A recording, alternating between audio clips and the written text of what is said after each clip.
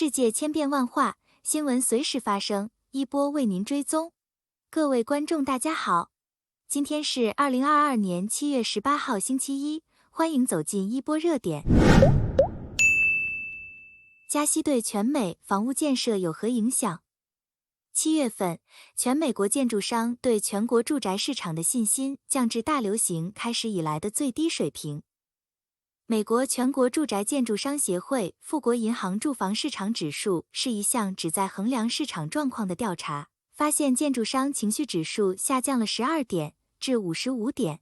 这标志着该指数是37年来历史上最大的单月跌幅，但2020年4月除外，当时该指数在 COVID 大流行开始后暴跌42点至30点。该指数的任何评级高于50仍被视为积极因素，但自3月份抵押贷款利率开始走高以来，情绪现已下降24点。自1月份以来，30年期固定抵押贷款的平均利率几乎翻了一番，目前徘徊在略低于 6% 的水平。去年7月，人们的情绪指数达到80，此前在2020年11月，指数创下90的历史新高，当时大流行引发了人们的购房热潮。现在，对通货膨胀和经济衰退的担忧是影响建筑商情绪的因素之一。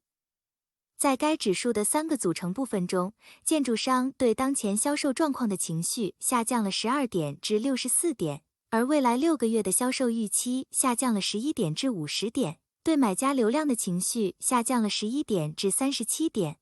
最后一个组成部分现在一直处于消极状态。一些主要公开交易的房屋建筑商在最新的收益报告中谈到了负担能力，称他们将与买家合作，以适应日益紧缩的预算。但5月份新建房屋的价格为44万9千美元，比1年前上涨了 15%。这种情况在未来几个月内可能会改变。因为土地成本、建筑和融资的成本超过了房屋的市场价值，不断上升的房屋建筑成本和高通胀导致许多建筑商停止建设。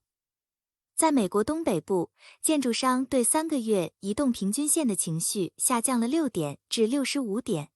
在中西部，情绪下降4点至52点，美国南部情绪下降8点至70点。西部的跌幅最大，下降了12点至62点。房地产市场对利率特别敏感，到目前为止，它是受美联储政策转变影响最明显的行业。根据抵押贷款银行家协会的数据，今年房屋借贷成本飙升，30年期固定利率抵押贷款的合同利率最近接近 6%， 是14年来的最高水平。加银行超大幅度加息，坐实了经济衰退吗？加拿大央行解释了上周令观察人士感到惊讶的100个基点的加息，称其增加了经济软着陆的机会。该理论认为，这种激进的行动将抑制通胀预期，并最终限制利率的上升。但一些分析师对此表示怀疑和担忧，即加拿大面临的状况将比世界银行预期的要困难得多。Capital Economics 的 Stephen Brown 表示，之前的论点是基于国际清算银行最近的研究，但他指出 BIS 数据集中的紧缩周期中，很少有住房市场像今天的加拿大那样极端的失衡。加拿大房地产市场的硬着陆似乎是不可避免的。虽然6月份房屋销售的下降有所缓解，但价格下跌的步伐加快了。如果央行像 Capital 预期的那样，在10月份将其政策利率上调至 3.5%， 则平均可变抵押贷款将从2021年底的 1.3% 上升至 5.3%。他说，这将使收入中位数家庭的购买力从略高于70万加元降至50万加元。6月份的基准房价为80万07千加元时，这种情况并不常见。家庭可支配收入也将受到重创，大约 40% 的家庭，约27亿加元债务是按浮动利率计算，这意味着100个基点的加息在一夜之间将利息付款提高到占收入比率的 0.7%。尽管许多浮动抵押贷款设定了固定的还款金额，但利率的急剧上升将进一步削弱已经令人沮丧的消费者信心。加息前的彭博社数据显示，消费者信心已降至自 COVID 危机以来从未见过的水平，这表明未来消费增长将急剧放缓。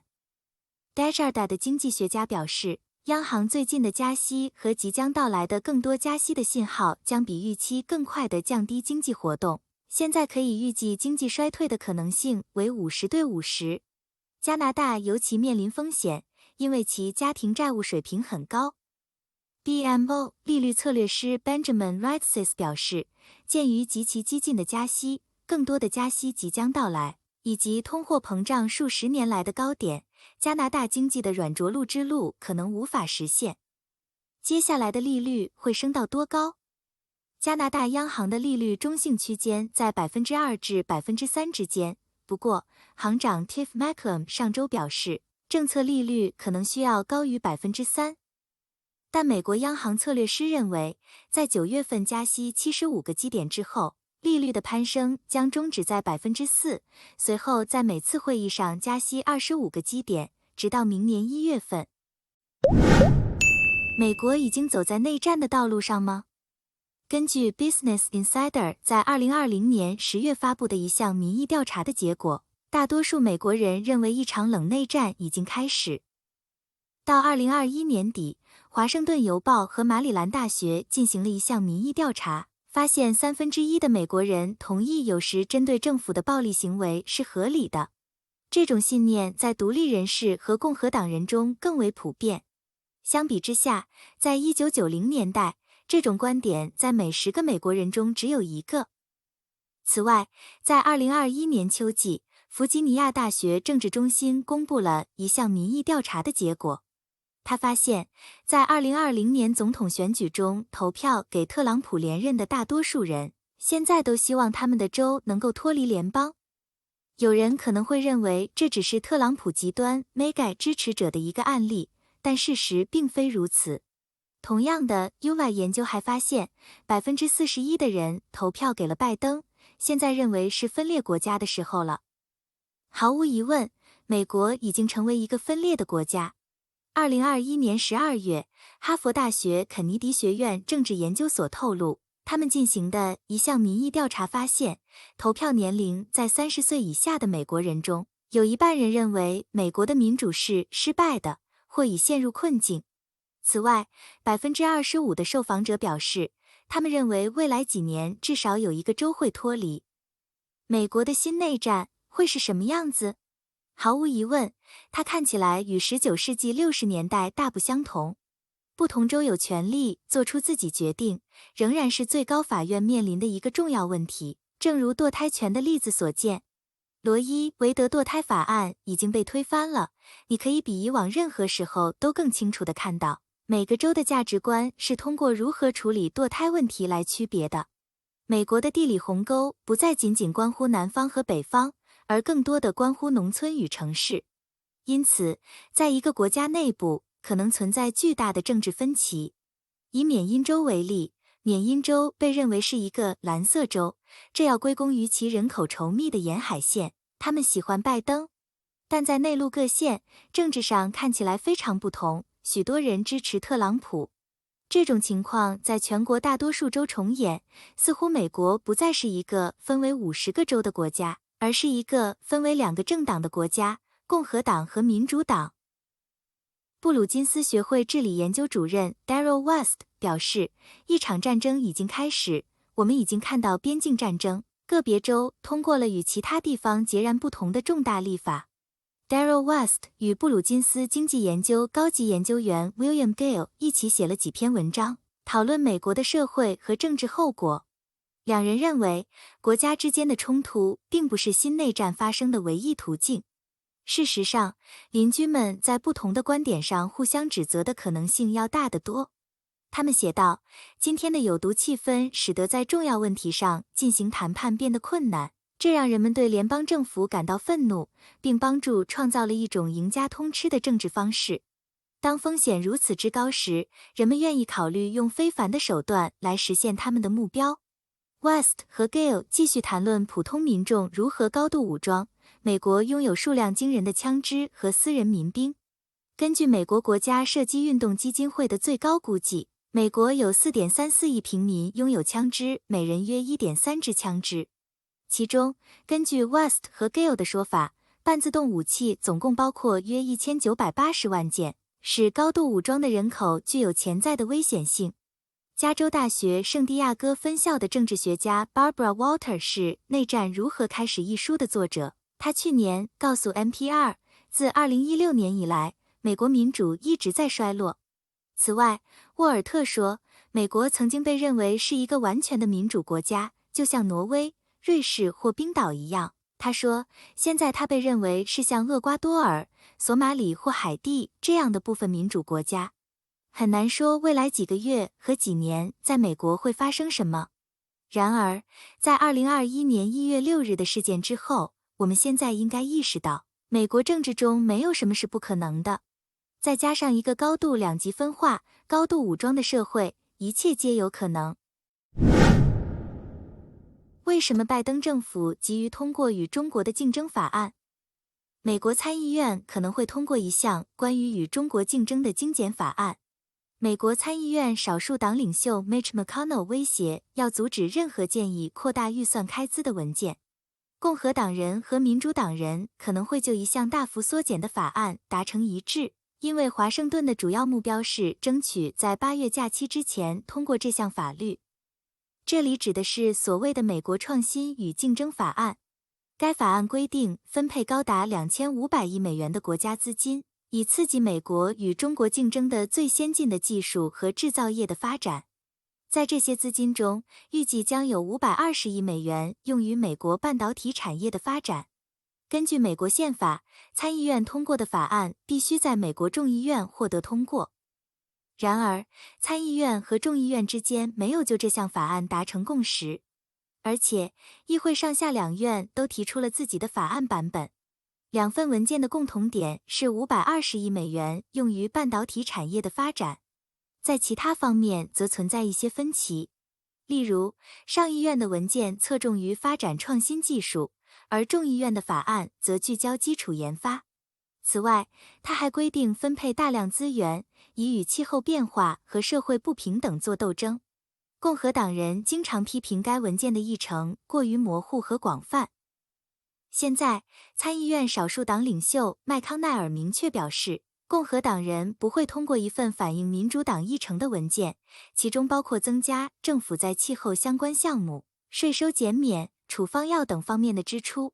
他说，只有把注意力直接集中在维护美国关键行业竞争力的文件，才有获得参议院批准的实际机会。与此同时，拜登政府正在向立法者施压，以便他们尽快通过立法。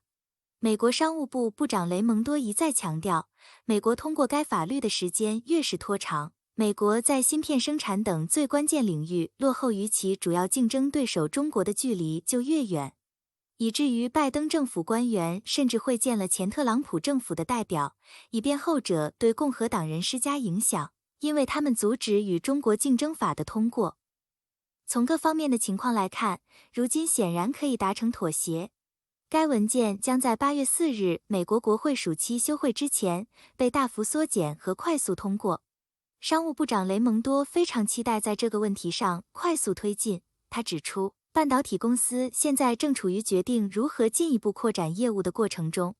然而，中国浙江外国语学院美国研究中心特聘研究员王鹏说，各方如此仓促的真正原因在于国内政治层面，美国中期选举在即，而拜登上任后的国内政绩乏善可陈。不仅美国 CPI 指数持续上升，油价、气价以及居民日用品价格也不断高涨，引起了社会的普遍不满。如果拜登要想拿下中期选举，为自己后续政治生涯铺路，炒作中国威胁不失为一个妙法。通过不断渲染对华竞争，能够转移美国国内民众和政治党派对拜登政府国内政策治理不力的注意力和指责，甚至还可以将很多问题的原因嫁祸给中国或者是俄罗斯。